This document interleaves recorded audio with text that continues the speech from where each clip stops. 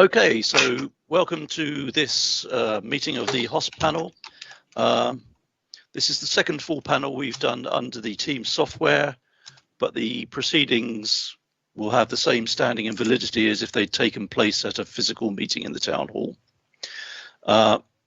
This meeting is being held in public because we're streaming today's meeting live on the internet on the YouTube link, which was published on the agenda on the council's website, and a recorded version will be available to view on the North Somerset Council website within 48 hours. So the meeting is subject to the normal etiquette for our meetings. So for those who are on the phone, I will be asking for your questions at the beginning and the end of each item. If you're not on the phone, could you please ask questions through the conversation, the chat line, please, and I'll pick them up from there. If you're not speaking, can you please turn off your microphone, because that improves everything for everybody. And could you introduce yourselves, because there could be members of the public watching who will not know who you are. And if you're leaving or returning to the meeting, could you please put something in the chat so that we know that you are doing that. Is there any other questions about the way this is going to work? No. Okay, thank you. Do I need to put my earplugs in? You can or you can not, depending on whether you're Sorry? okay. No, you don't have to, Ruth. If you can hear okay, you're fine. Okay. Yep. And welcome. We're also going to carry out a verbal members roll call, which we'll do now, please. I don't know if that's going to be Brent. Are you there? Yes. In the absence of Brent, oh, you are there, Brent. Thank you. Thank you, Chairman. I will just run down the list of who I have. Councillor Richardson. Yes. Thank you. Councillor Applin. Yep, I'm here. Thank you. Thank you. Councillor Cherry.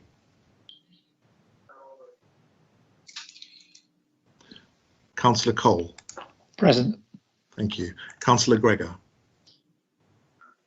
Thank you. Councillor Havison. Yes. Thank you. Councillor Jacobs. Present. Councillor James. Hello. Yep. Thank you. Councillor Snaden. Councillor Solomon. And Councillor Willis. Sorry, was that a present from Councillor Willis? No, Caroline. No. Okay. All right. Caroline Cherry is now here. Sorry, very grave apologies. Shall I just run past the absentee names again then, just one more time? Yes, Councillor Gregor, Councillor Snaden, Councillor Solomon, and Councillor Willis. Okay. Thank you very much, Chairman. Could I be added to the list? Oh, I'm terribly sorry, Georgie. Yes, you are on the list, but on a different part. Okay, yeah. Thank you very much. Thank you very much. Thank you. Okay. Before we start the meeting proper, I think it's appropriate to hold a minute's silence for all those who have been affected by COVID, and in particular those who've been affected by the events in Western Hospital. So I shall start that minute now.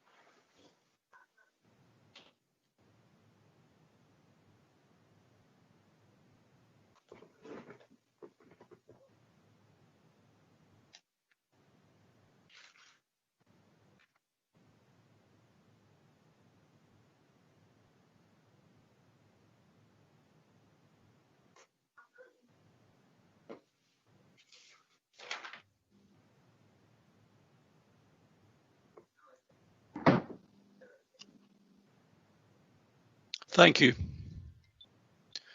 So we're going to start with the first item on the agenda, which is the addresses by members of the public. We have received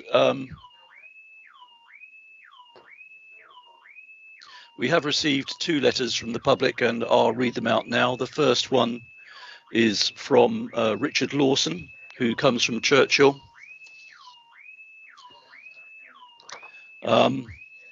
And this is what he's written. Given the tragic circumstances that happened in Western Hospital earlier this year, when 57 patients acquired COVID-19, of whom 18 sadly died as a result of being in Western Hospital, will the hospital authorities commit themselves to looking seriously and in depth at new technologies which are offered to them aimed at bringing levels of SARS-CoV-2 virus in hospital air as low as reasonably achievable? If they are bound by contract not to communicate with authors of such offers, will they undertake to monitor the correspondence that takes place with agencies such as the CCG, to whom the correspondence is referred, in order to make sure that the correspondence proceeds at a reasonable pace? The background to this is that I first wrote to WHT about this matter in the third week of August. It was referred to the United Hospitals Bristol's Trust, who referred it to the CCG. There has been one partial reply, but nothing that could be seen as a full response to the questions raised in the correspondence. I attach for your information a brief outline of the technological solution I am putting forward to the NHS. As you will see, it is very simple and straightforward. It can be viewed as a reversal of the successful Perso PPE system developed by the University of Southampton. It is at present being evaluated by the Health Connect arm of the National Institute of Clinical Excellence, and when it is rolled out, it would be good if Western could be one of the first hospitals to use it. For this to happen, it is necessary that the hospital authorities enter into discussion. So I don't know if you want to address that one quickly, Colin, or whether to leave it slightly later. Thank you, Chair. Apologies, I'm having a bit of trouble with our colleagues joining us. Sarah James and Andy Hollywood are trying to join from UHBW to the Teams meeting, but the links they have don't seem to be working. Okay. So happy to respond from the CCG's perspective, but we'd probably be able to give a fuller answer if we had the hospital provider in the room as well. Okay. Well, I'll pick that up later then, Colin, okay, when they've joined. And if in the case they don't turn up, we could give a written response. That would be great. Of course. Okay. They are actively trying to get into the meeting at the moment. I think there's some technical issue. Okay, lovely. So that's the first letter. We have a second letter from Helen Thornton from Western on behalf of the Save Western A&E campaign group. So on Healthy Western, the review was planned for April 2021. But the report that's in the meeting suggests councillors consider a new timeline. Given that the report also says many of the themes of Healthy Western have been completed, including the permanent overnight closure of Western A&E, we would urge councillors to stick to the timetable and get the figures for recruitment, and also crucially the impact of the closure on nearby hospitals as part of the review in April 2021. On the outbreak investigation, although we recognise difficulties with testing at the start of the national outbreak, it seems incredible that a decision was not taken to allocate a ward to COVID patients and ensure staff working on that ward didn't work elsewhere. This happened in other hospitals. Recommendations and action plan. 6 of the 13 recommendations have been completed, but 7 are described as being on track, including crucially patient flow, bed management, staffing arrangements, working together and data sharing. Given that we are now at the beginning of the second wave, how quickly will these recommendations be addressed? Once PHE's analysis concludes and is published, will it identify areas not identified by the UHBW? Further to this, how closely have these two organisations worked together and how truly independent of each other are they? Will the Care Quality Commission interrogate the findings of both investigations? Indeed, will the CQC be undertaking its own investigation? We note that in the report, recommendation 13, that the CQC have reviewed UHBW's infection prevention and control on the 2nd of July and found this now to be effective. There is mention of a root cause analysis report. Will this be made available to the public? Rapid access testing is stated as being available at WGH. What is the average turnaround test time? This is especially important for asymptomatic inpatients. And finally, on the COVID-19 update, at 3.4, the report states that a national announcement was made around the intention to shift contact tracing resources, call centre capacity, to local public health teams. However, no detailed roadmap on how to achieve this has been published yet. Some pilots are being run to test how this could take place, including in Swindon and Somerset for the South West. The South West directors of Public Health Group are waiting for an evaluation to be completed and assessed before any decisions are taken on where best to put resources. Improving the performance of the national system may be a more efficient approach than implementing localised solutions. We would urge the Council to get ahead of the curve and, as your lump states, ensure that testing takes place quickly and tracing contacts of those who are tested positive occurs at pace, advising them to self-isolate. Given the continued poor performance of the national system, in our view, this can only be done by the establishment of local contact tracing service, and again, we are at the start of a second wave. This needs to be done urgently. It would be useful to know how many public health and regulatory services staff the Council employs and whether it has plans to recruit more.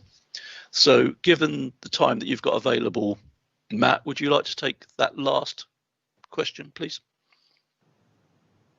Of course, Chair. Happy to do that. So just to pick up on those points, in terms of the performance of the test and trace system, for North Somerset residents in September, it reached over 85% of all of the contacts identified. So in terms of some of the performance issues which have been flagged nationally, relatively speaking in North Somerset, I think we've had a pretty good service from that particular function. And I understand where the question's coming from about the local contact tracing system. One of our challenges is, of course, in terms of roles and responsibilities, that was very much put within a national setting, whereas local authorities have other roles and responsibilities around response to the pandemic, in particular, working at a much more community level to try and manage outbreaks, clusters of cases, that sort of response, which we do very systematically in areas like care homes, schools and workplaces. Notwithstanding that, we're obviously looking at how the contact tracing system may need to develop, but it is about having a planned approach, I think, because there is a risk otherwise if we run dual systems, it may create more confusion in the minds of the public. So I think it needs to be a managed process rather than potentially starting another system exclusively within our authority. But obviously we're keen to get the best possible service. It's really important that people are contacted quickly and given the right advice. And that's something we continue to work with the national system to try and emphasise and improve the performance where we can. So, but I'm very happy to give a written answer to that, which might give a bit more detail, but that's a broad overview. In terms of the team, the Public Health and Regulatory Services team, we have about just over 60 staff in that team, but that delivers across a very wide range of functions. Lots of those are statutory as well. For example, licensing, trading standards, food safety, health and safety, environmental protection, the health protection responsibilities, and some of our other responsibilities around drug and alcohol services, sexual health services and children's public health. So a lot of that resource is very much targeted at things that we have to do as a local authority. Notwithstanding that, the local outbreak management plan came with some additional resource for the council. So we have been recruiting and are in the process of recruiting more staff. And in total, that adds up to about 11 new members of staff working across a range of areas. For example, 2 public health consultants, 2 roles within health protection specifically, a couple of roles in environmental health to support the community monitoring and implementation of regulations. We've a specialist role around communications and engagement, one around business intelligence to make sure that we're using the data effectively. Also one looking at workplaces as settings to work with businesses. There's one around the kind of partnerships and reporting processes that we have to have in place. And then there's an apprentice post with environmental protection. So we have tried to use that money to bolster the resource.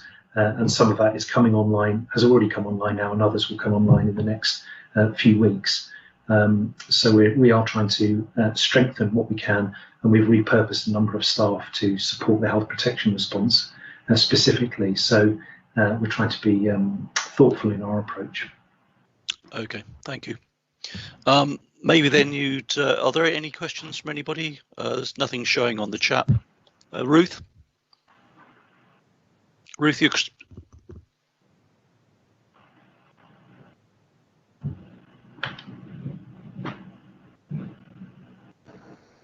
I think you were on mute, then you unmuted yourself, Ruth, if that helps.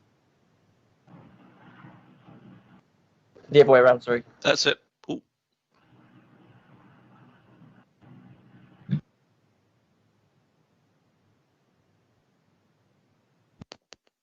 Can you hear me? Yes. Well Wonderful. If I tell you, anyway, what I wanted to say was, I don't know whether anybody else has had this, but my name was picked out of the hat from Imperial College, who were doing a research into COVID. Did you hear about that? And they sent me a video and a testing kit, which I did. Fortunately, it came back negative, but the video was very interesting because a doctor explained everything there was to know about COVID. And it was just interesting to take part.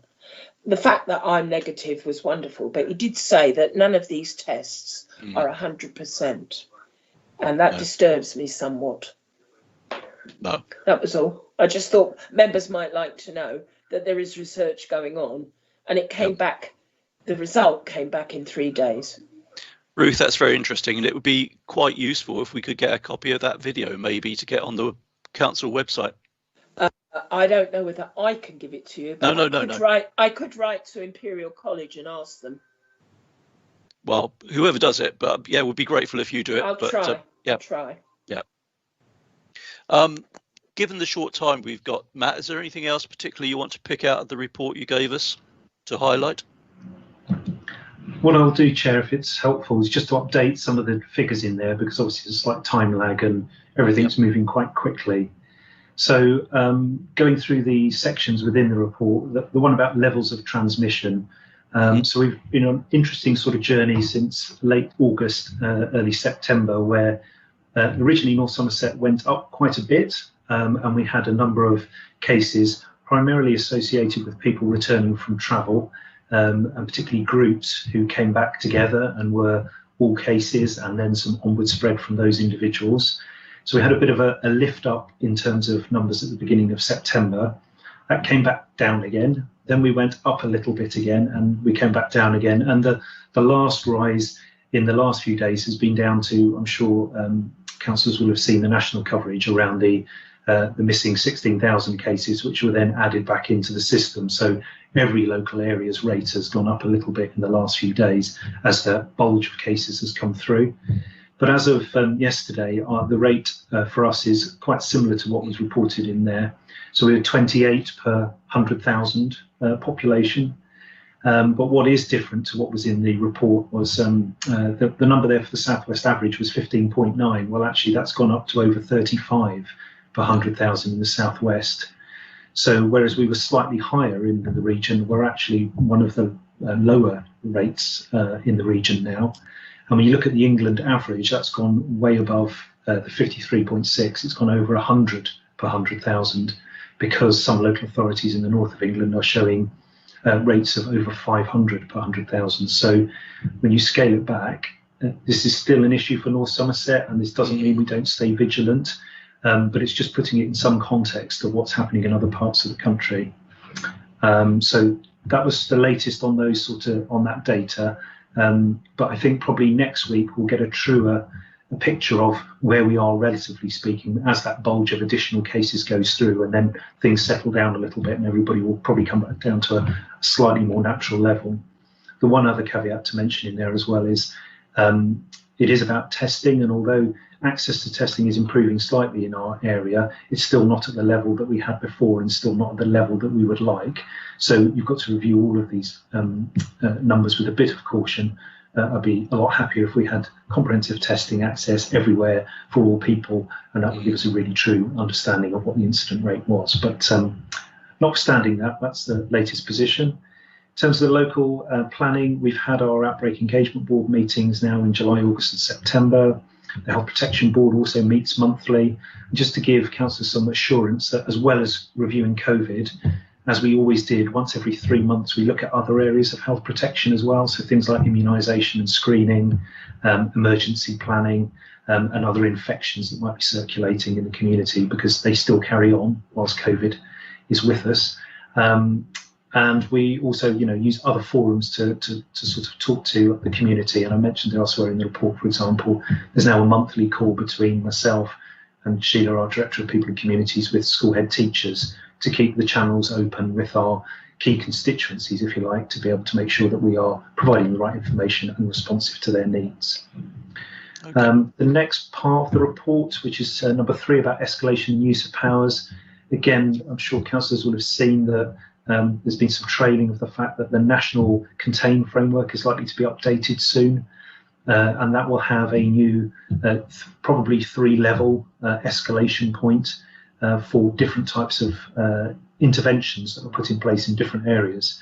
And we've seen some significant changes in other parts of the country. At this stage, I think, given our relative position, we'd very much be in the lowest tier, which would put us in the current national restrictions and no more. But what we will be doing is scenario planning, not just in public health, but across the council, in terms of, so if we move into stage 2 or stage 3, what would that mean for our services? What would be the other measures that we would need to take so that we can plan ahead and try and respond appropriately if the incident rate continues to go up? In terms of contact tracing, we've already talked a bit about that. So this is all about thinking longer term about how we can improve that, and testing as well. It's still an ongoing kind of challenge, and we continue to put that challenge about trying to release as much capacity as possible into our local sites. And what we are looking at the moment is essentially an upgrade of our 2 testing sites in Locking Road and at Castlewood, because there's an offer now of slightly more permanent structures, sort of porta cabin type approaches with appropriate infection prevention control measures within them. But given that we're moving into a winter period, standing underneath a gazebo is not the most pleasant experience for people if they need to be tested. So we're working on that as well with the Department of Health and Social Care.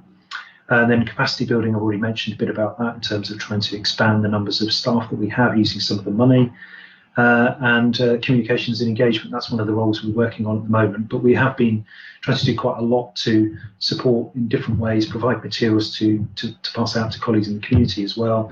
And I'm involved in a piece of work with the South West Association of Directors of Public Health, looking at sharing good practice around community engagement and how we can do that more effectively so that we can learn from each other. So there's a lot of that sharing of information between local authorities, particularly in our region, where we tend to do that quite well. So maybe I'll stop there and then I'll pick up any questions. That's great. Okay. Hugh and then Karen. Hugh? Brilliant. You substantially answered this question, but that gives some time for a but why.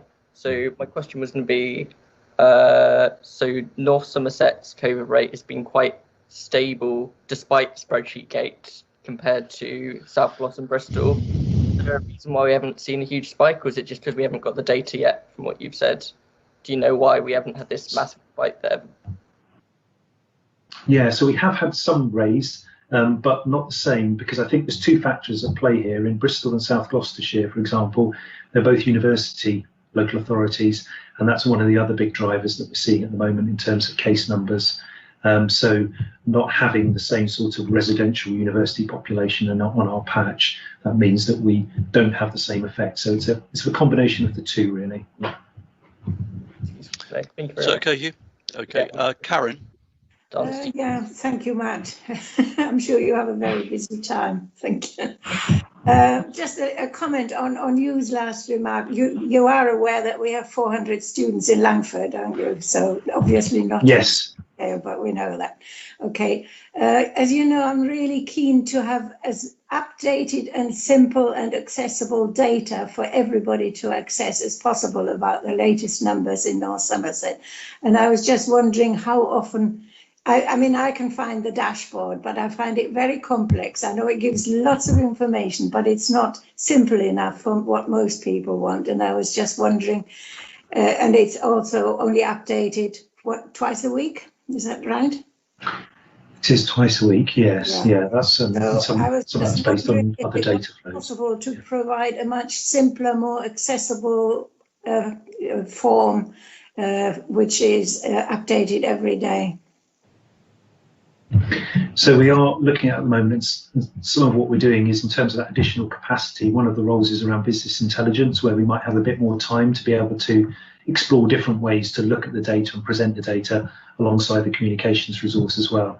So we have done sort of summary versions of case numbers and up and down and some key sort of simple representations. I suppose it's challenging, but I'm more than happy to have a separate conversation with you about this, because I know you've got a lot of interest and expertise in this area. So it's trying to get to a level of information where some people want lots, some people want little, and you're trying to kind of satisfy a number of demands in that space. But you know, I think we're always trying to adapt that, and some of it as well is about trying to also signpost people to some of the other resources that are being released nationally as well, which can be quite helpful for a quick overview of what's happening. There's a good one at the moment, for example, which I think will be going into members only, so you can see it, is the Houses of Parliament have done a really nice interactive map about local restrictions, where you can look on every local authority in the country and understand what the position is in each. So some of it is what we produce, and some of it's making sure we get quick access for other people to some resource that could be helpful as well. It's okay, Karen. Time for one last one. Mike Bell, please. Thank you, Jeff. I just wanted to ask Matt whether he's got anything that he can update us on in terms of preparations that are going on, and it might be that NHS colleagues want to chip in on this as well, in respect of any vaccination programme. I ask this because, given what we've heard about the challenges with the testing programme, we clearly will hopefully be in a space where we need to be actively rolling out a vaccination programme. So clearly the more advanced thinking we can do about that, and the role that the council can play in supporting NHS in making that happen, would be good. So I just wonder whether there's been any conversations about that. Yeah, happy to pick that up. So I'll let Colin speak as well, but you know, it's just to give some assurance that absolutely that is in the mindset, and work is ongoing at the moment.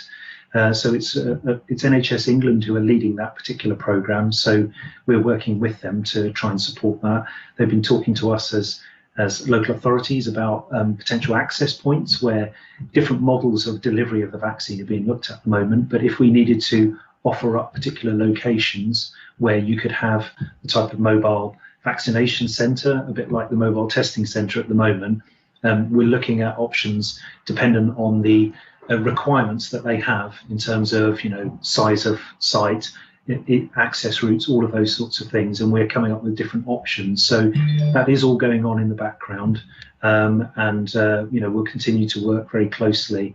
Of course, some of that is preparations at the moment, but when we get to a point when we've got something we can share a bit more publicly in terms of saying, and this is how it might work, then very happy to do that. Okay, thanks. Matt, Karen, do you want to follow up, or are you just? No, just a very quick personal statement, which I thought would be of general interest, a little bit like Ruth. Is that okay?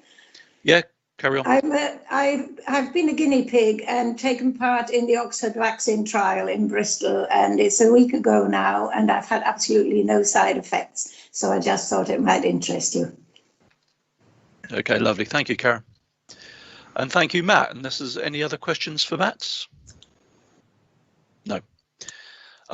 If I could ask, then thanks, then Matt, and we can let you go. I think. Thank you. If I could ask people to use the chat to ask to speak, please. It's a bit easier for me to follow. Oh, sorry, Ruth's saying no. You can put your hand up, Ruth. Okay.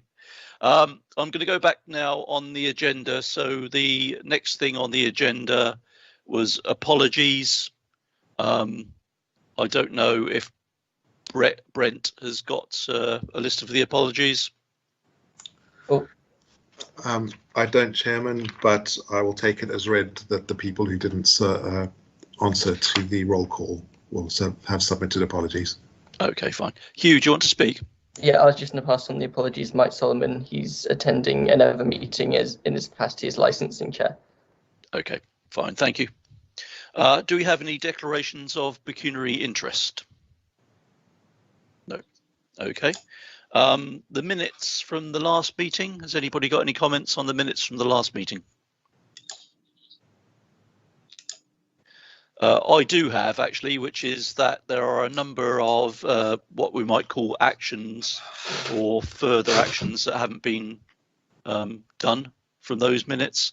So we'll contact people after the meeting with details of what those are.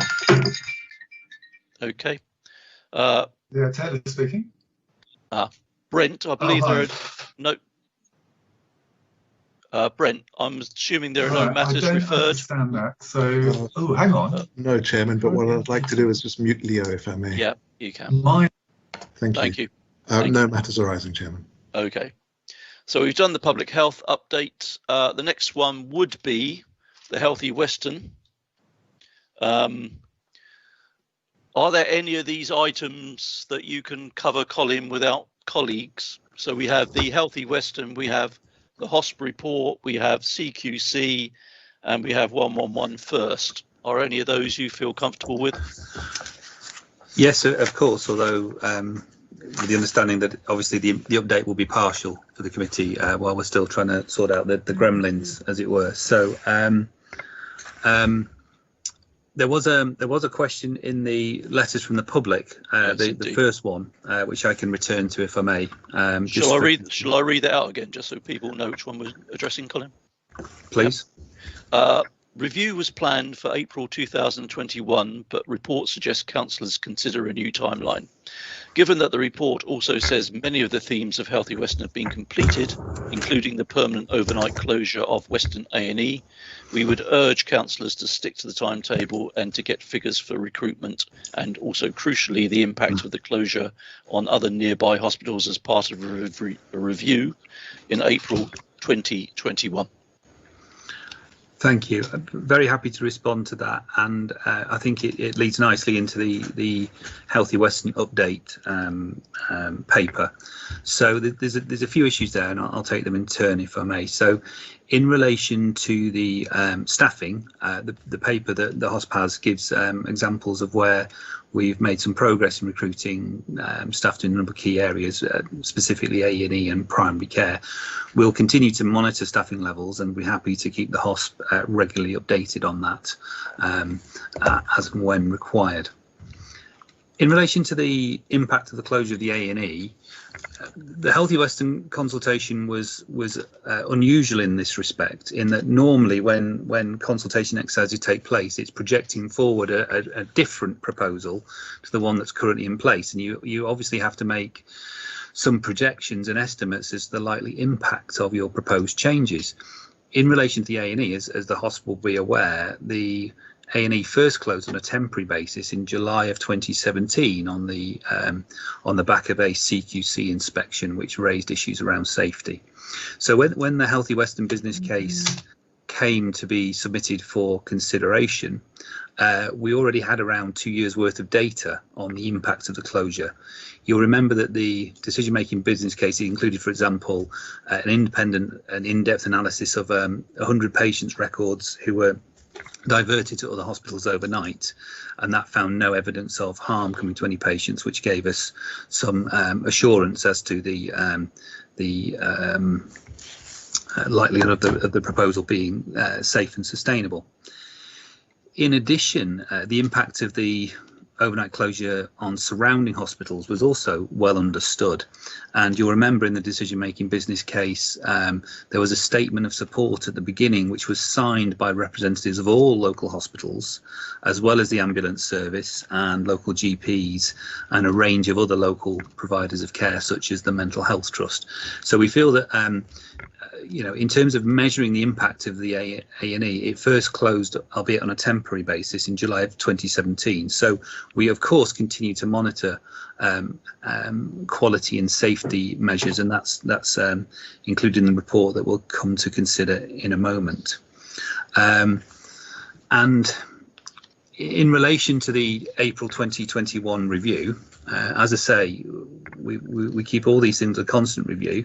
I think there is a genuine issue, and I think I said in my report that HOSP may want to consider a change to that timescale, because due to the unavoidable disruption of the COVID-19 pandemic, there's a number of changes to services, for example, changes to paediatric care, changes to emergency surgery, etc., which we've not able to yet enact. So there are genuine balance to be struck, really, as to when one might want to have a formal review of the impact, given that you would normally expect with something like this, I think, to have a year's worth of change before you would be able to sort of start to take a view on the impact of some of the changes that were prospective within the decision-making business case. Okay. Has anybody got any comments on that they wish to make?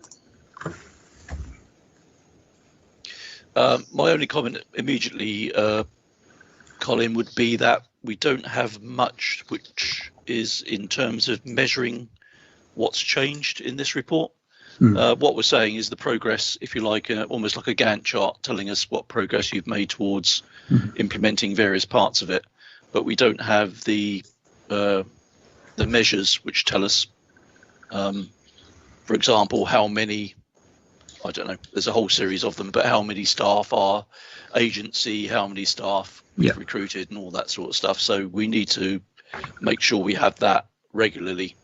And we did agree that we'd combine together to try and get a list of what will be provided. But I don't see that in this report, although it's helpful and tells us where we're getting on various parts of the changes.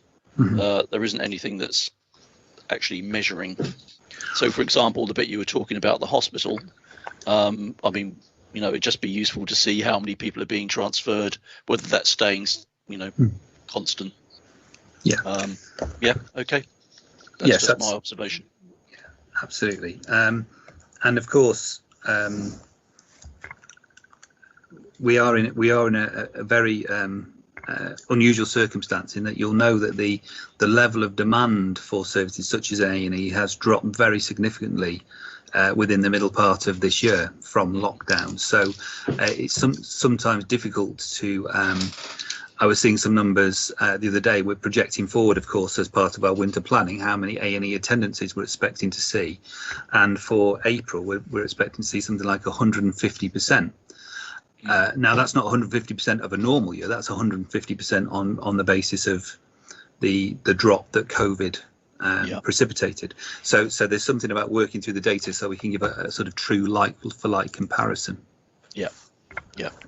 But I mean, if you saw that on a line chart, you would see there are big dips and big. You know, you could see what the standard line should be. You would, but we can talk about that. Yeah, absolutely. Does anybody else have any comments on the report? Any questions? No. Would you like to run through it briefly? Very happy to. Yes, thank you, Chair. So, obviously, I'll take the paper as read, and we've already talked about how the COVID-19 pandemic has been extremely disruptive to the implementation of some of the elements of the decision-making business case objectives. We now have a clear process as we come out of COVID into our next stage of recovery, working together with UHBW as a trust and partner, because obviously a lot of the implementation will be done by the hospital rather than by the CCG. We've sort of set out our stall in relation to what we want to commission, and now we're working through the process to support the trust to deliver those. And of course, the trust merger that took place in April and the new divisional structure that would have been represented by Sarah James, if she's able to get into the meeting, obviously is a big step forward. And we have had some encouraging progress, although we of course are not complacent. So as the report says, they've managed for the first time, I think, to recruit new A&E specialist doctors substantively into the department, which is very welcome. And we, by the same token, have had some good progress in recruiting GPs to some of our most challenging services in the area surrounding the hospital. We know that winter will be a very challenging event. It always is for health and care, and obviously that's a reason why we will need to work as close as possible with not only with the hospital but also with social care, with Serona, our community provider, with mental health and the voluntary community sector, and that work is underway. So essentially the paper attempts to do two things. Firstly, it goes through all of the objectives within the decision-making business case and gives an update as to progress on its implementation. And as you can see, there are some there that the timelines have slipped upon. So just to give an example, there's been a slippage on the recruitment of new paediatric staff, which is a material part of the process, because we were projecting within the decision-making business case in the first year of that new service being up and running, 800 fewer children would need to be transferred to Bristol, rising to about 1,600 the following year. Now that hasn't started yet, so that's obviously a good example. The other bit, which is in section 3.2, I think from memory, is because it's hard to get on both screens. Yes, 3.2 is about the monitoring. So you'll remember that the HOSP met with the CCG and Trust in October of last year, following the approval of the decision-making business case, and wrote back to the CCG setting out a number of monitoring criteria that it would like to put in place, and they are listed in the left-hand column of the table in page 3. Okay. What this paper then attempts to do is to sort of juxtapose the monitoring requirements that were already in place within the decision-making business case in an attempt to respond to those monitoring requirements. And I think in a number of cases they do. In some cases, for example, the number 3, the evaluation of the impact and outputs of the Mental Health Community Crisis and Recovery Centre, the decision-making business case did not include any monitoring requirements, but I can give assurance to the panel that we have a separate evaluation programme and are monitoring the input and outputs of that service. Although again, with COVID, we've had to adjust the service model to be something different than was in the original specification, and we are now looking to reintroduce that original service model when safe to do so. So really the purpose of the paper, I say, is twofold: to update the panel on the progress and revise timescales where appropriate of the Healthy Western programme, and secondly to set out our suggestions about how we would monitor specifically the data available within NHS to meet the HOSP review requirements. Okay. Hugh, you had a question. Yeah, I was just trying to understand a bit more from looking at the CQC report and this combined, what recruitment's like within this industry. Like, obviously we've got a huge global labour shortage. I know. Does it make it easier to recruit, or does that hard Brexit coming in and the fact that it's such a hard environment to work in make it harder to recruit at the moment? Basically, does the massive changes that have happened in the last year help our goal of recruiting within quite a hard to recruit area, or does it have a negligible effect? I think the thing that springs to mind that makes things easier is the merger with University Hospitals Bristol, because being a larger tertiary teaching hospital with foundation trust status, it has a lot more ability to recruit within a pool of people that is limited. So we do have a national shortage of A&E specialists, and one of the main limiting factors that the Healthy Western programme tried to address is that given that those roles are at a premium, with the previous arrangement of Western Area Health Trust being the smallest acute hospital trust in the country, it was always going to struggle to compete to recruit those doctors, nurses and other specialists. And so, as the report outlines, we've had some progress in that. That's not to say that that's job done, but I think we're going in the right direction. That's useful just to understand a bit more. Thank you. Thank you. So could you say, Colin, how Western now stands in comparison to other hospitals of similar nature? Like not Scarbados, Scarborough, for instance, is a really similar hospital. So I don't know if you. Yeah, we did actually speak to Scarborough in the process, because we spoke to a number of hospitals that faced similar challenges elsewhere in the country. I'm afraid I don't have any data to hand on that trust in particular, and as I think has already been hinted at, the advent of COVID-19 and the NHS focus on trying to sort of respond to that crisis has meant that a lot of recruitment has been put on hold. So at the moment it's a little bit difficult to tell. I think all I can say is that compared to where we were in Western, so an internal comparison rather than external one, there has been good progress made in attracting new substantive doctors, not only consultants but middle grades, which are particularly difficult to come by at the moment within the national staffing position. I'm sure Andy and Sarah could say a lot more than I could on that, but that's my understanding of the position. Okay. Mike Bell. Thanks, Jeff. Thank you for this, Colin. It's really helpful. I just wanted to ask a question and make a comment really around the timeline for the proposed review. So the suggestion, obviously the decision that HOST made previously was for a review at the 1-year point, which would be due in April 2021, and you've sort of mooted the possibility that that might need to shift. And I guess my question around the monitoring requirements is, I mean, firstly, why could we not have almost real-time updates on the monitoring requirements? So they don't need to wait a year, do they? Because some of them will be happening already and will be underway as a result of some of the Healthy Western programme outcomes having already been completed. And those that can't be reported on that basis, clearly there'll be an explanation for that. And then secondly, flowing from that is why can we not stick to April 2021 as the target date for a review, recognising that clearly one of the reasons why it might not be legitimate to take a view at that point might be that the Healthy Western programme hasn't been completed, but it's not a reason not to have a review at that point, is it?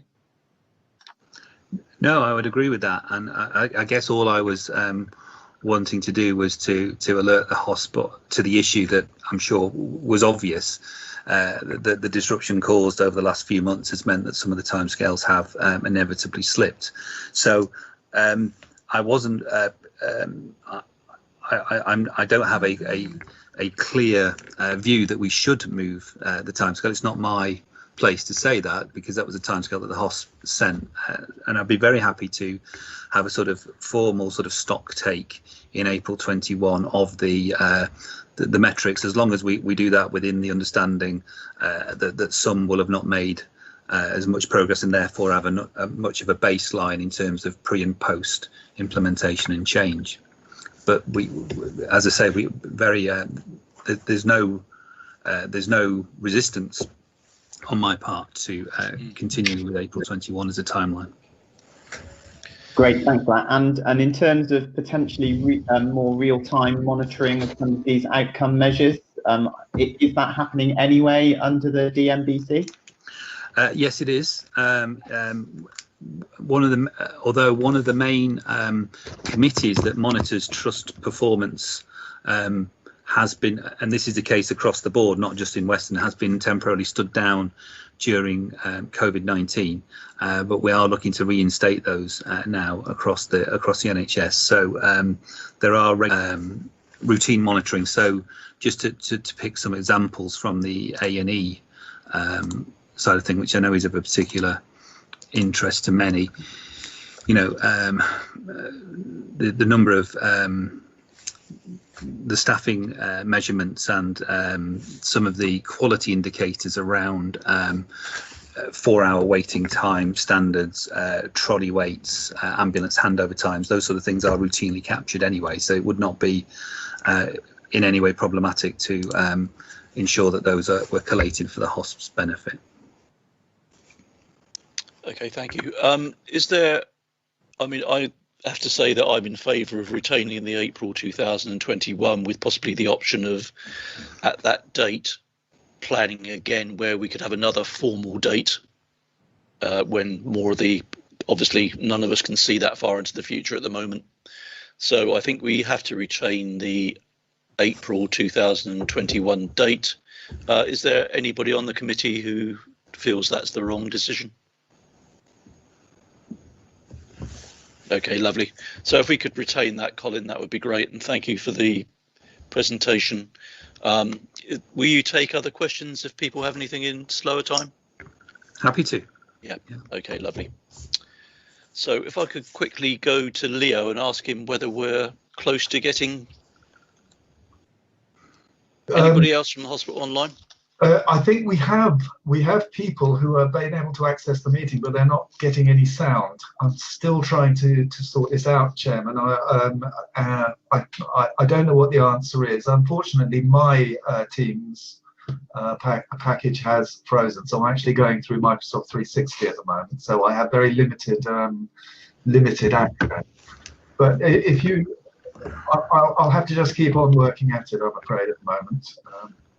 Okay, thank you. They could phone in, or was that too inconvenient for this sort of thing? There's been an issue with that as well, so that's where we won't go there just at the moment. Okay, so in that case, Colin, are you qualified to answer Richard Lawson's question about the piece of kit that he's suggesting be used?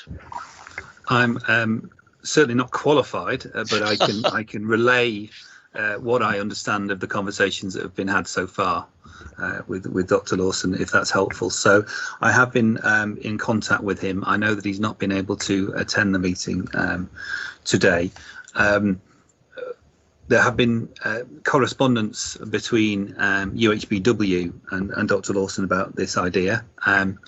And also our medical director has been in touch with him, and we've referred that to all CCGs on the governing body have a secondary care doctor. And in our case, just so it happens, the secondary care doctor on our board is an intensivist. So that would be a specialty that would be very relevant to this sort of branch of medicine, as I believe. So Dr. Kennedy has looked at the proposal, and he has some questions of a very technical nature about scavenging recycled air and all sorts of things that I don't purport to understand.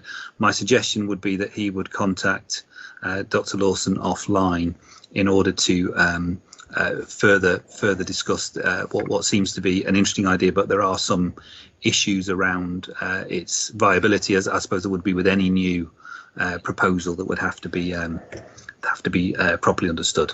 But we're very happy to have the dialogue, and I think over the course of the summer or late summer, his inquiry did get lost for some time, for which I've apologised. Okay, but you have his contact details, Colin? Yes, I'm in direct contact with him. Yes. Okay, lovely. So I don't know what you suggest we move on to next, Colin, given the absence of anybody else. We have the HOSP report, CQC or 111 first, which you have your pick there. I think the ones you are happiest or most confident fielding.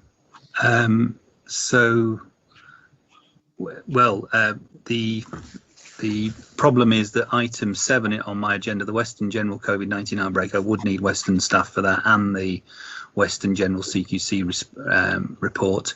The 111 first, we do have our clinical lead for urgent care, Dr. Ward, joining us, but I think she was due to join at 2:30. I could try, if we could have a brief intermission, and then I can try and get hold of her and see if she can join.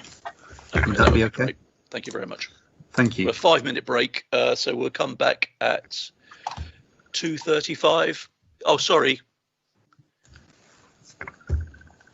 Ruth, you wanted to speak? I just wanted to know whether Colin can make any comments about that report that was issued concerning the hospital, because I read it and I'm very worried about it, I have to say. Are you talking about the outbreak or the CQC review? CQC. I think, if at all possible, if we can get UHBW staff on the call, they would be better prepared and give you a better account of the issues. Okay. Jeff, could I just say that I was under the impression that Councillor Willis was going to be on the telephone. She isn't here. So, I know. There's an issue. I'm sorry, Ruth. There's an issue with the telephones, which I will be taking up afterwards. Could I just say that I've been asked to join here as a guest, right? And that's how come I'm on here. Although I am on the committee, I'm a guest. I am not here. I was just calling you a guest on. Yeah, that's a technicality, Ruth. I think. Oh, right. Okay. As far as Teams is concerned, that's not saying you're wrong. I don't suppose, Chair, by any chance that the public broadcast could be paused a bit and then put back on, or maybe the tech doesn't allow that to happen. Well, that would be great if we can do that. Mike, can we pause the broadcast for 5 minutes? If he's there.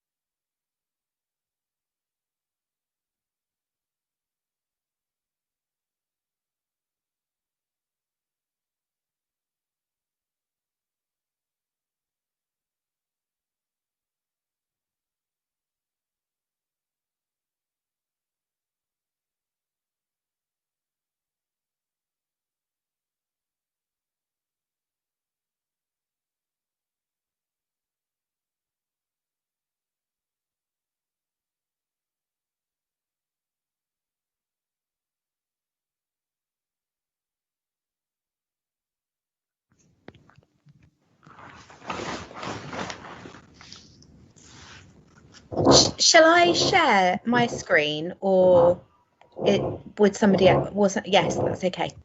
Yep.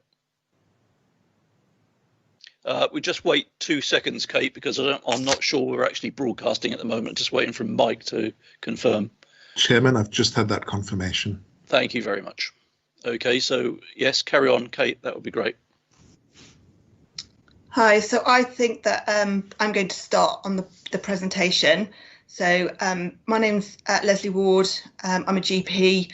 I actually work in South Bristol in Knowle, and I am the BNSSG unplanned care lead or urgent care lead, and I'm the clinical lead that's leading on this, along with a whole team of people to help support. So we've come today to talk about the NHS 111 First programme and what that's going to mean for the people of North Somerset, and how it will hopefully improve the patient journey. Can we go to the next slide, please? I think we've all probably heard about the NHS 111 programme. We've had snippets of it from the government, and there are also some areas in the country that have also gone live with our 111 First programme already. So this picture here is a picture of our system as we have it at the moment, and they're all bits of the system, ranging from, on the left hand side, to pharmacy, self-care, to the right hand side, to inpatient stays and discharge. They're all really interdependent upon each other. And if one part of the system gets clogged up or is busy or is not working effectively, that then has a rebound effect across the whole patch. So for example, when COVID first in March, when we went into lockdown, what we needed to do was we needed to get as many people safely out of hospital to free up capacity, so that then if our A&E departments were overrun, we could then move patients into beds. And so we had to make sure that the whole system was flowing properly. COVID had brought its own problems, and we've still got those problems, some of those problems sort of going forwards. So with our social distancing, it means that we can't have as many people within A&E departments, within minor injuries units. So, for example, Bristol Children's Hospital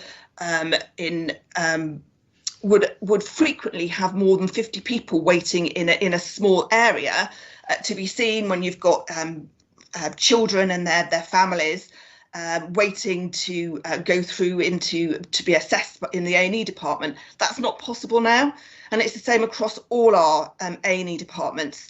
So when we've actually done the maths for this, we've worked out that probably we're going to have to decrease the number of A&E people that turn up to A&E by about 1,000 a week across the whole of BNSSG. The other issue that we found is due to social distancing, the number of beds are going to be affected as well. So in order to make our system safe, to keep patients safe and staff safe, there are going to be approximately 300 beds less across our system.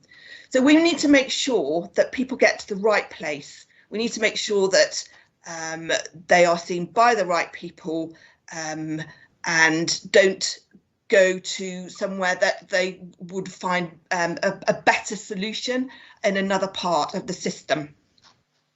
Next slide.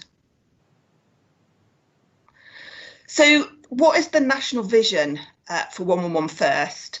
So this is a nationally mandated programme. So when COVID came around, we saw a very different way how people accessed healthcare. And that was partly driven by patients perceiving that they couldn't be seen within general practice. We had to shut our doors and manage a load of patients online or in different ways.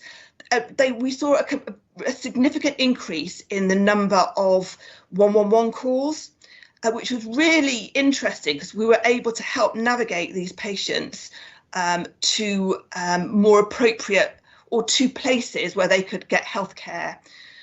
What we also did was in BNSSG, we bolstered our minor injuries units and our urgent treatment centres. So we increased staffing and we also increased radiology capacity, so that if anybody rang 111 with a minor injury that could most appropriately be met elsewhere, then they were redirected to these other areas. So this is a national vision.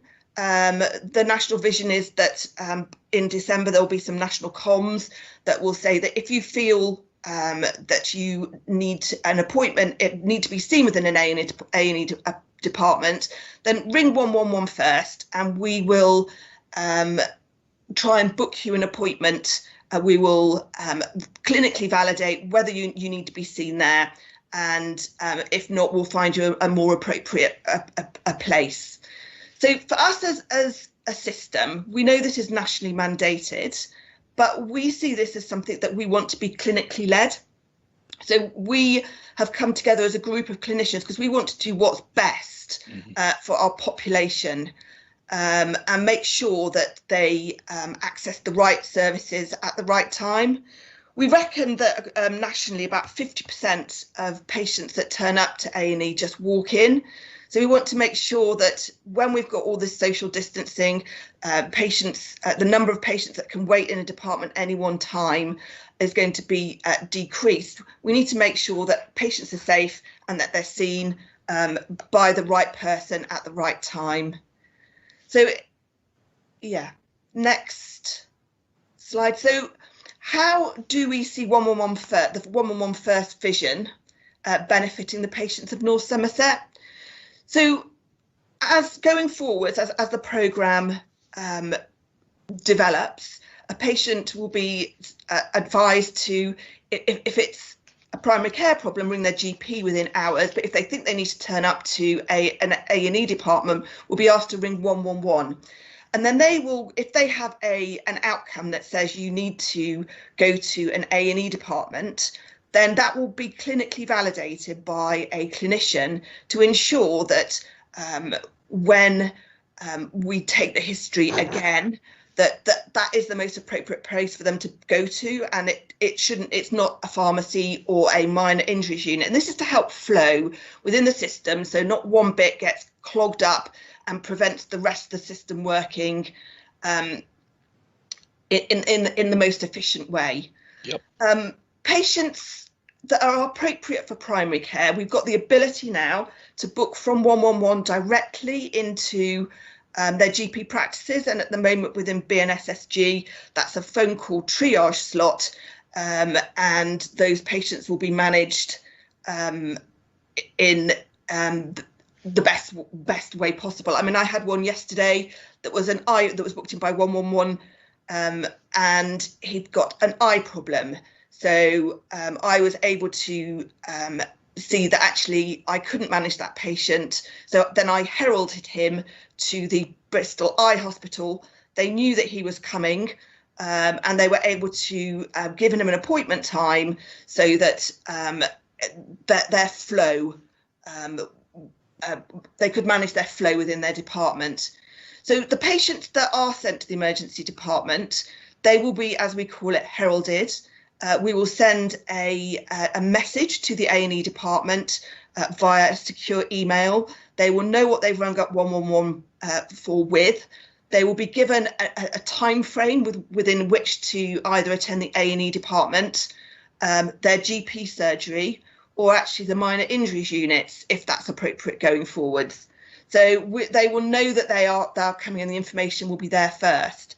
I think it's important for us as clinicians to reiterate the fact that no one will be turned away from an A&E department. If a patient turns up to an A&E department, they will be assessed and triaged as normal, and acuity trumps all. So the sickest patients will be seen, and they won't be discriminated for just because they've turned up. Next slide. So our programme delivery. So we've been working on this for a while now. We've had in the Southwest, we've been fortunate because we've been able to learn from the experience from other areas that have gone live first. So Cornwall went live with this 111 first back in July, and that sort of coincided with when lockdown eased, and on the 4th of July, and people were going down on holiday to Cornwall. So they needed to get something up and running. So we have been working at this. We're in the moment, we're trying to get our IT system set up. We've got a group of clinicians that meet every Friday to discuss, and they're from all different parts of the system. And what we are hoping is to have a soft launch within BNSSG by the end of October, so that when the national launch of 111 First happens in early December, hopefully we'll have systems in place that will help smooth that over. Mm-hmm. Okay. Next. So as I've said, it is a clinically led programme. We recognise that there's a national approach, but it's important that we do what's right for BNSSG.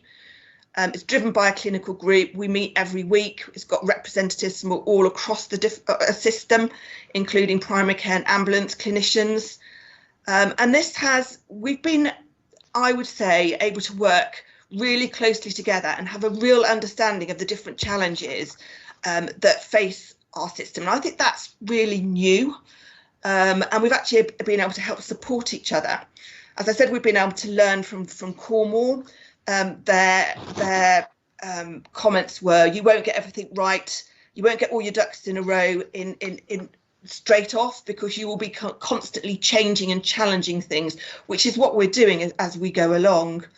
We've had loads of design sessions, so we've included things like mental health, social care, and pharmacy, and we're learning all the time about different things and different ways that we can work together to make the BNSSG system for urgent and unplanned care as safe and effective as possible, and as beneficial as possible. And as we've said, we're trying to develop and evaluate the right patients for all our population, and challenge ourselves as to, what can we do? What is the art of the possible? Other systems, when they went live, they've had daily clinical meetings, and this is to iron out any of the issues that come up. So if one part of the system's not working properly, then that's what we plan to do going forward, is ensure that as soon as we find something that's not working as smoothly as it should do, then we iron it out ASAP. Next. So I'm going to pass on to Kate now. Thank you, Kate. Thank you. Thank you, Leslie, and good afternoon, everyone. As Colin said, I'm Kate Lavington, and I'm one of the senior programme managers at the CCG. I'm just going to finish off the presentation, if that's okay.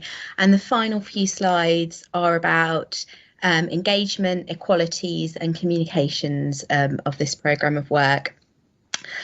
So the slide that you can see on the screen at the moment identifies our engagement objectives. The blue objective at the top is our overriding objective, but we recognise that we've got two main audiences. The first are the green or the public facing engagement objectives, and the light blue objectives are those for internally within NHS and community providers. Back to the point that Leslie's made throughout, this programme will involve a change for all providers of NHS urgent care, which is potentially thousands of people. Obviously, they can't all be involved in the development and the rollout of the programme, but we need to make sure that appropriate people are engaged and understand the changes. So I won't go through them in detail, but I think the way I'd summarise those messages are recognising that it's an improvement. It's about, fundamentally, it's about improving safety, particularly with COVID, because of the risk of crowding and the transmission of infection, which Leslie has described. And finally, it will involve change. It will involve changes in processes. It will involve asking patients and the public to do something different. So that needs to be clearly communicated. I'm ever so sorry, it seems to be going the wrong way. This is the right slide that I want now.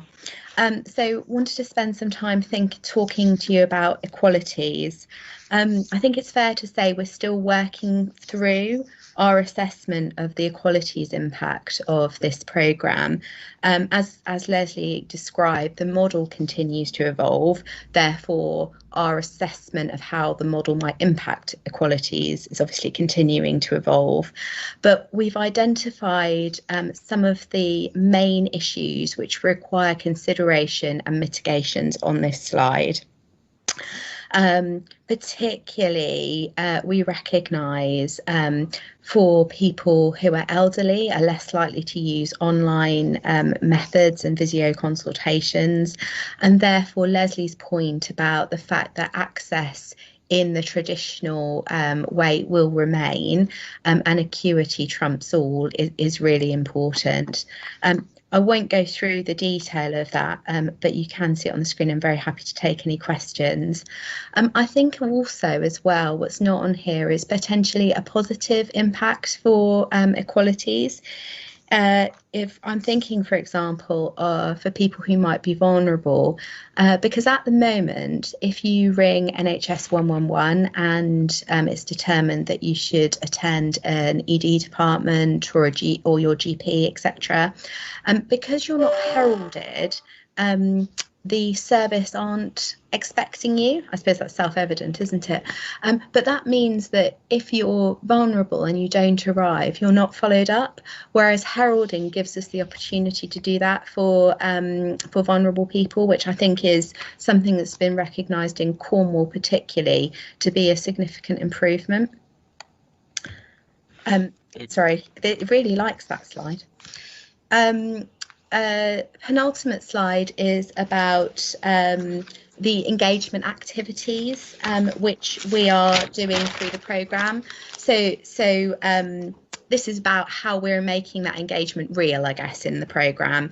And that's through the design sessions with each of our partners, which Leslie's described. It's through the clinical leads weekly huddle.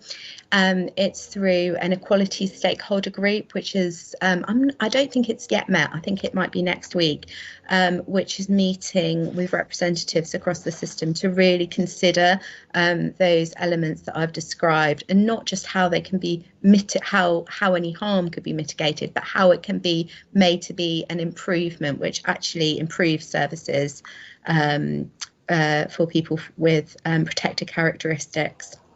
And then finally, which we're really excited about, are some patient engagement and design sessions, which are taking place actually from next week, not from this week, which will test the model from a patient perspective, help us to think about, okay, so we think this works from a technical perspective, we think this makes sense clinically, but what does it feel like from a patient perspective, which can then inform that model,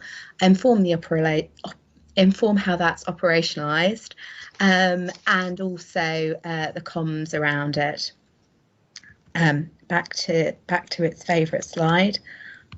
Right, and then finally the comms. So this final slide is what we expect the national communications will look like. As you can see, it's built around this word just. I think it's turning the sense of I'm a bit embarrassed, I don't want to make a fuss, it's nothing, I don't want to be a bother, so I'll just go to the doctors, I'll just go into A&E, and it's turning that into it's okay, I know all I need to do is phone 111 and be directed to the right place. And then, yeah, that's the end of the presentation. So really happy to, hope that makes sense, and really happy to take any questions. Well, lovely. Thank you very much, both. That's a good presentation. Can Georgie, you wanted to ask a question? thank you very much, both of you. It's really pleasing to hear that this is a clinically led piece of work, and that you know, all providers have been involved with it, because I think you know, it's clear it needs good coordination to be able to work for the patient. You may not be aware, but I'm on the Scrutiny panel as a co-opted member and represent Healthwatch. So I'm very interested in this from a patient's perspective. So there's a couple of things that I just wanted to clarify. I mean, I understand, and I'm using the words from your slides, that this is to redirect people away from A&E. And, you know, that's understandable at a time when they're, you know, we know that people do go to A&E unnecessarily, or have done in the best of times, and in the worst of times over recent months, you know, that how much pressure that puts on the system. So I think that's quite understandable. I do agree that people will benefit from being directed to the correct service as effectively and as efficiently as possible. And I'm just wondering, though, about those behaviours, because it's true that people will take the route that is most, or they feel is most effective and instant for them. And you'll probably know that you know, access is one of the big things for any patient or anyone trying to get to services. You know, they're which is why the pressure on A&E, I think. I was interested to see in your slide as well that the primary care was within, it says within hours, so presumably within the opening hours of GPs that they would be directed. I'm just wondering what the arrangements are out of hours for what might be a GP's, you know, appropriate for a GP. And also, what thoughts are there around that, you know, this change in behaviours? Because I think it, you know, it can't be underestimated, as you said. What thoughts are around the time lag for that? Because it will take some time for patients to, you know, get used to new systems and understand how they work. Sorry, it's a lengthy one, but I hope it's reasonably straightforward. So I'll start on some of those, if that's okay. Thank you, Leslie. So for us, Georgie, I think as a system, it's about making sure the patient gets to the right place. It's not just about redirecting away from A&E. We want to make sure that they get the best service, the best kind of treatment that they need. So yes, we are trying to protect patients that do turn up. So we need to make sure that the people that do turn up to A&E, they need to be there, and that they're safe, and that the staff are safe. So we're looking at this as a really exciting programme about really trying to make sure that patients get to the, or individuals get the right care first time. With the in hours, you're right. We offer up a whole host of slots to 111 first for them to be able to book into. If we don't have any slots, then the patients will be told to ring their GP surgery. In the out of hours, we've still got the out of hours providers, and so if they do need a primary care disposition, that's the term for it. They need to be seen by primary care. They've still got those slots that are available, but there are time frames within. If you ring 111, when you get to the end of your phone call, you'll end up with an outcome and a time frame within which you need to be seen. So the outcomes might be 1 hour, 2 hours, 6 hours, 24, 72. So it might be that going forwards, we have the ability to book into the next day 2 slots for GP surgeries as well. I think one of the other interesting things that we learnt this week was that in BNSSG last year, there were 40,000 suggested dispositions to a pharmacy, and only 6,000 of those were taken up. Other people chose to go elsewhere. So again, it's trying to understand what people's thoughts are and expectations, and the behaviour of people. So one of the other things that other areas are doing and that we might learn from is if patients are turning up to the A&E department, they're being called unheralded. So the ones that we've got all your information, we know you're going, we can follow you up, follow you through. The ones that don't turn up, then we need to work out what our comms to those are going to be. And it might be completely appropriate that they've turned up. Some areas are giving patients a leaflet saying, oh, next time you're thinking about coming to A&E, why don't you try this service first? And they're trying not to make people think you're bad, you've done the wrong thing, because, you know, the comms are going to take a while to get out. And it is, you know, people's behaviour change does take a while. But we're hoping that people will see this as a better service, a better way of being managed. Well, I hope we can help with that, because, you know, we're communicating with the public every day, and, you know, we're very happy to help with that. I suppose the one question that springs off that is capacity. So if you're directing people to another service, are we satisfied in terms of the capacity for where you're heralding them to be able to meet that challenge? I think particularly for ourselves, you know, in parts of North Somerset. Yeah, no, thank you. And I think that going forward, we do have sight of where the capacity is and where the issues are, and we need to use that better. Yeah, sorry to chip in, Leslie, but I think this gives us an opportunity to kind of smooth the demand out across the system, so that we use, Leslie gave the example of the pharmacy, but, you know, there is capacity there, which at the moment we're not using, and hopefully this will give us an opportunity to make the maximum use of our assets. To reassure you, the one service we absolutely know will be getting more demand is 111.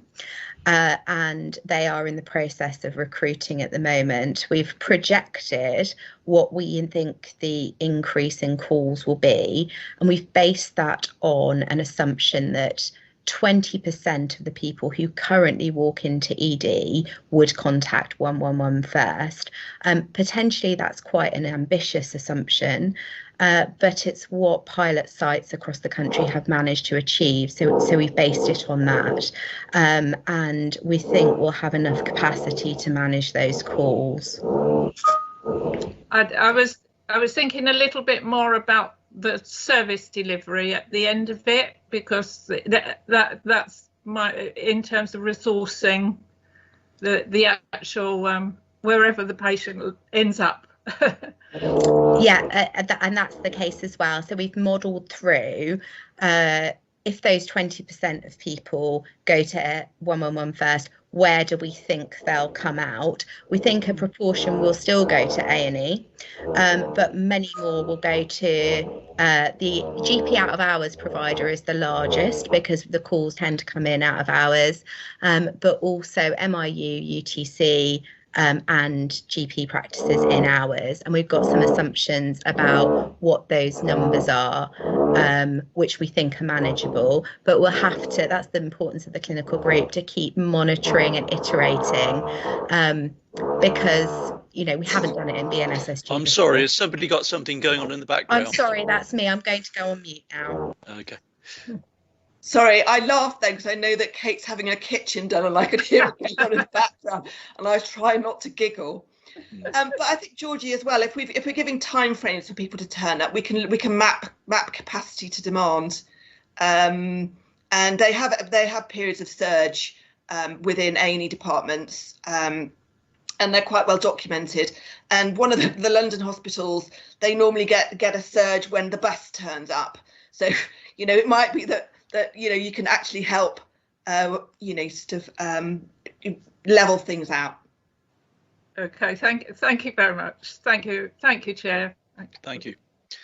Karen.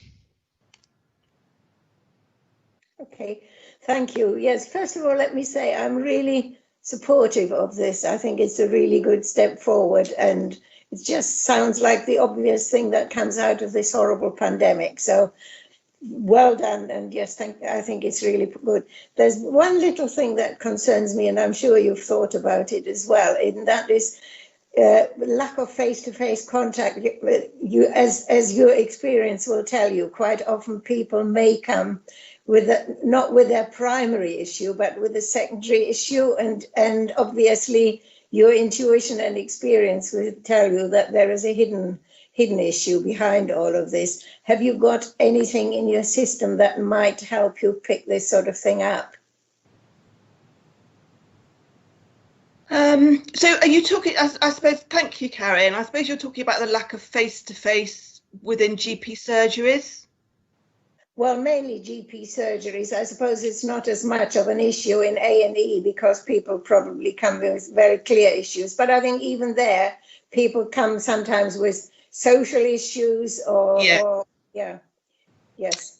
So general practice is open. We are taking phone calls, but we are seeing people, and we are seeing more people. So I think that yes, the other issues that they come with, a lot of the patients that I see will, as you say, will have an underlying issue that is their real main problem. And in actual fact, their GP probably, with all the services that are surrounding that individual and with all the knowledge of that individual, is sometimes the best person to deal with those issues. So it's making sure that we link everything up. I think that with we've got the ability in BNSSG to look at connecting care and we call them post-event messages. So when patients have been seen, we get something back in our surgery, or it will go to the A&E department. So I think it's important that we try and link those up and link them in with our social prescribing colleagues that are wrapped around, and mental health people that are wrapped around our communities. But I think we're hoping that by linking in with all these other services, the mental health, that we'll be able to facilitate that. But if you've got any thoughts or any comments, sometimes we haven't thought of everything. So Karen, I'm going to go away and think about that now.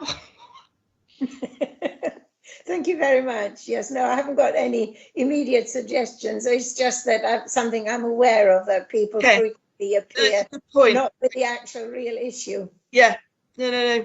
Thank you. Hugh, did you wish to speak, or have you had your question answered in chat?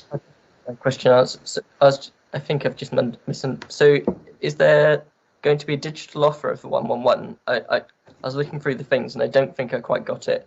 So sorry. So there is a digital offer for 111. It's 111 online. We've got it within BNSSG.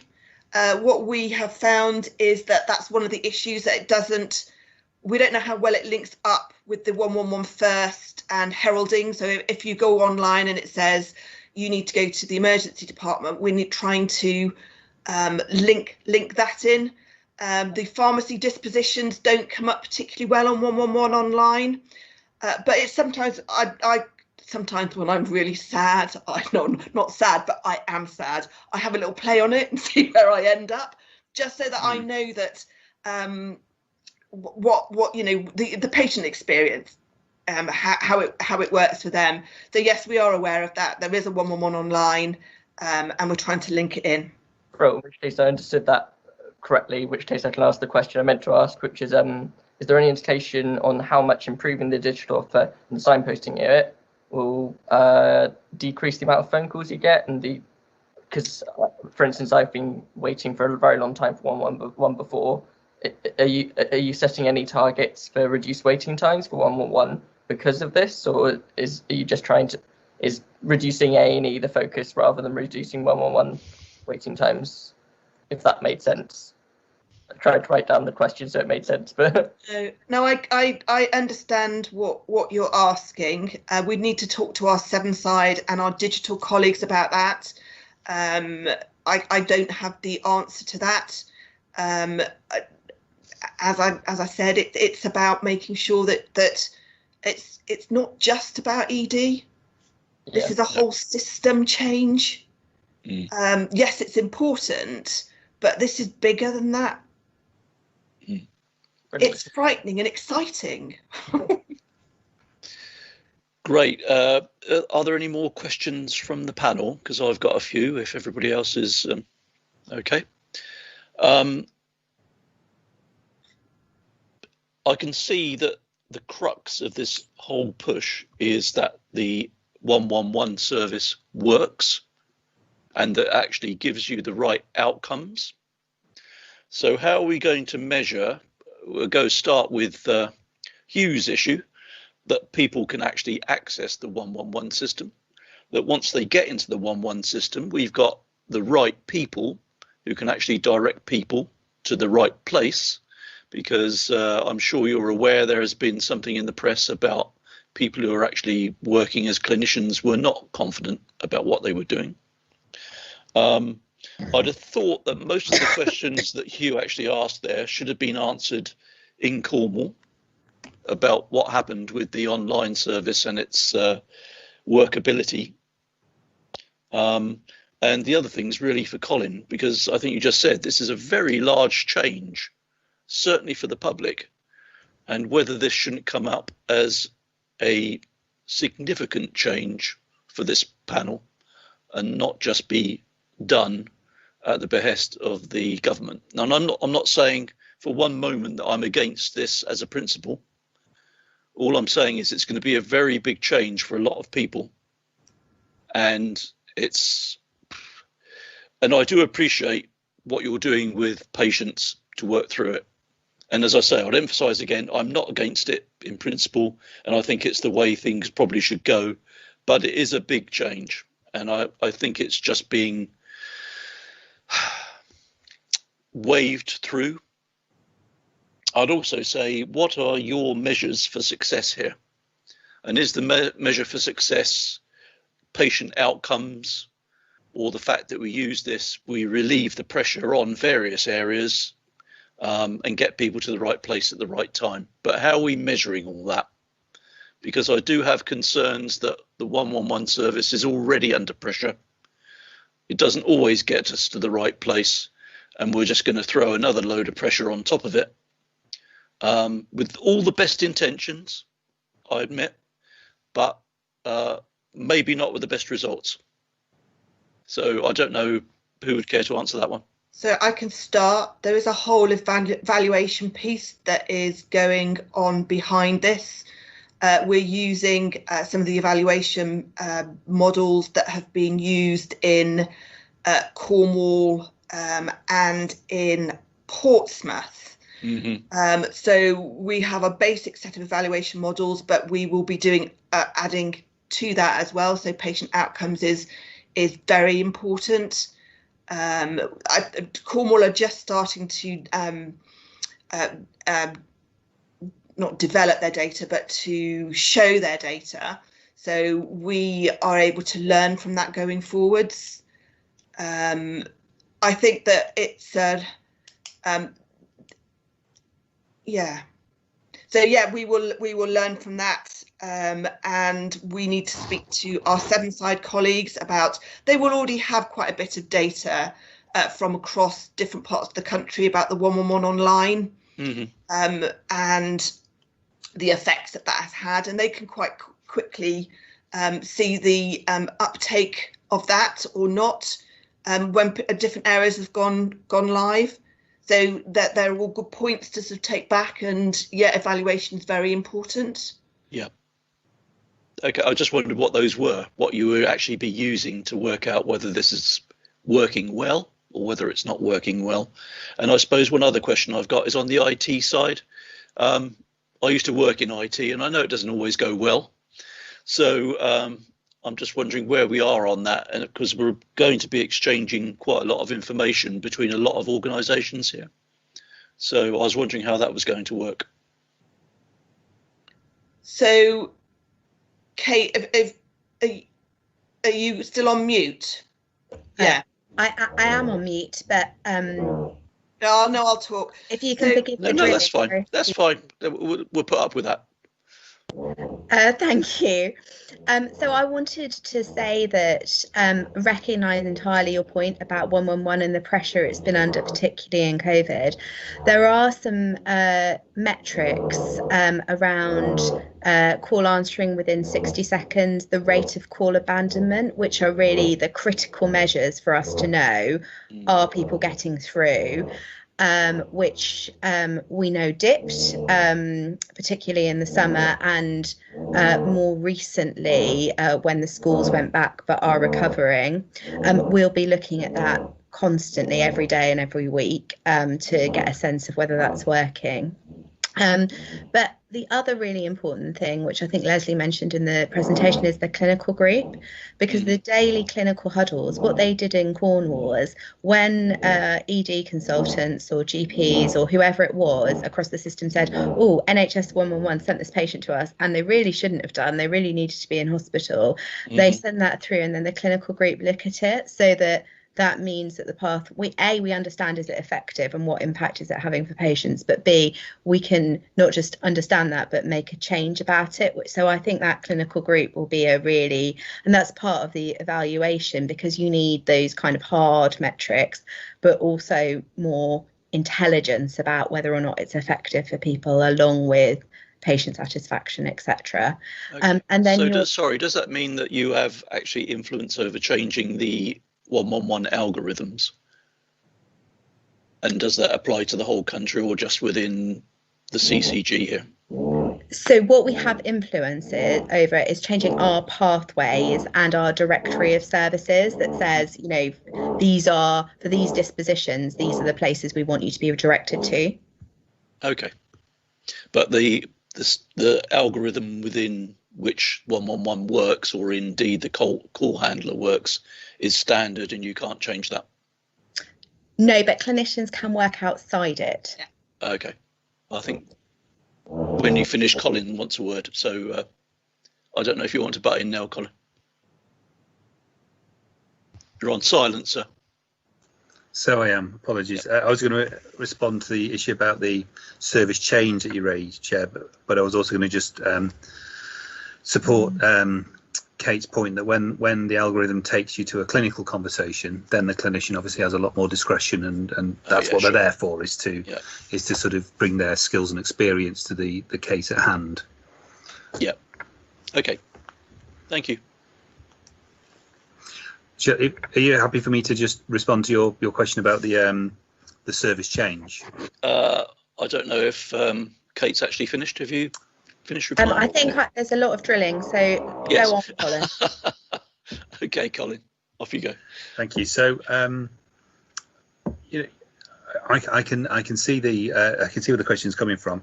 I mean, just to say a few things about this. The first one, of course, is that this is born out of an imperative to keep people safe during the pandemic. So, as Leslie said right at the start of this section, we need to avoid crowded A&E departments, for example, at all costs, really, because that's a huge risk for infection, both for the community and the hospital.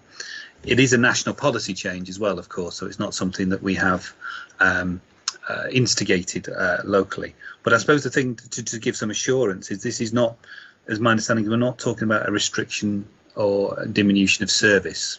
So we're not talking about closing services or talking about people not being able to access services in the same way, in the sense that people can still self-present to an MRU or an A&E department if they so wish.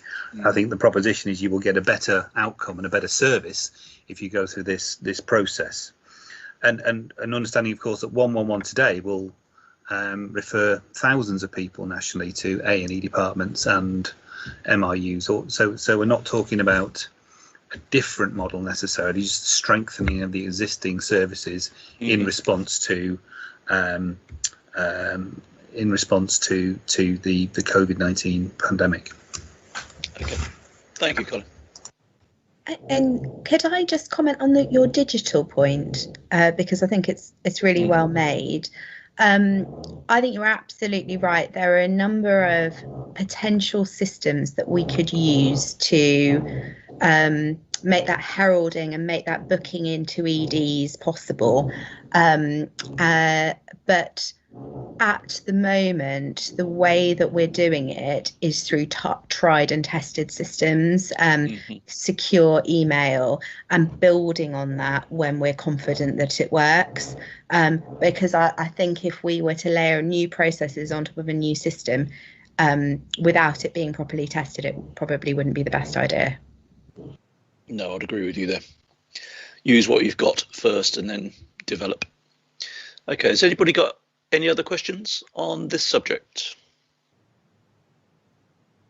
Lovely. Well, thank you very much. We really do appreciate you coming along and telling us about it. And I'd like to emphasise, although it probably doesn't sound like it, I am in support of what you're trying to do. It's just that we need to make sure that at the very least it does no harm, in those famous words. So thank you very much indeed. In terms of the rest of the agenda, I don't think we can continue with the HOSP and the CQC items without having the relevant people present. And I'll postpone the panel's work plan item as well. I understand from Leo that we can arrange another meeting, possibly not formal, but I'd prefer if it was formal, to take up those two items. So I will be talking outside of this meeting. Sorry, Hugh, you wanted to say something? Yeah, just in case that there isn't a formal way to say it, I thought I'd just note section 3.2, which says commented on that successes in the hospital on the quality and diversity, and the hospital being respected, being highly respected from staff members. I thought that was quite useful to note following the previous meeting when there was obviously that whistleblowing report. Since the whistleblowing hasn't come forward and CQC has said that, I thought it was really important to note that and to commend it. Yeah, I think in general, Hugh, if I was summarising the CQC report, obviously there's more work to do, but there's obviously some good signs there. So we just need to make sure that we keep an eye on it. But I'd like to have a formal agenda item to go through those things. So I think on that basis, I will call this meeting to an end. Leo, is there anything else I need to be doing? No, I think you've covered the basis, Chairman. Yep. Okay. Well, thank you very much, everybody, for attending, and we will try and make it easier to attend next time.